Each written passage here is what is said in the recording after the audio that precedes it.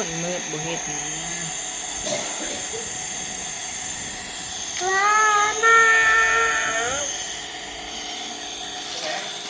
ลินน้ำการลินน้ำการอันตอนเผ็ดอันตอนที่แล้วแถวพิษพี่เจ้าบอกว่าให้เบิ้งหัวแถวเท่านั้นหาเบิ้งไข่ก็เบิ้งหัวแถวพี่ก็ต้องกินน้ำเหล่าเห็นบอกพี่ชอบกับกดเหียนพันหัวบดที่ชอบว่าทั่วพักเหียนเขางงอ่ะเชื่อบอกว่าพี่เบิ้งหัวแถว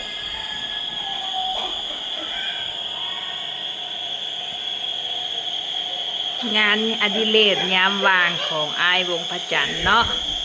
กับเอื้อยทิพย์สวรรค์แมนบอป้าอันนี้ยาก็ต้องหมลิ้นก็จากลิ้นยัดเอื้อยแล้วก่อนนี่นะนี่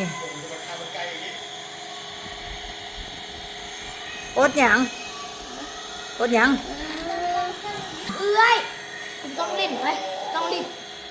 พิดกันแล้วพิดกันแล้วพิดกันแล้วยาลูกตุ้มกันแล้วลิ้นน้ำการฮักแพงกันลิ้นน้ำการฮักแพงกันลิ้นน้ำการฮักแพงกันซึกขี้มาแห้งเกิดขึ้นแล้วอุ้ยป้าพี่ฟังคันว่าเป็นยังวะเกิดซึกขี้มาแห้งใครชนะซึกขี้มาแห้งรอบนี้แล้วอันนี้วงที่จันชนะ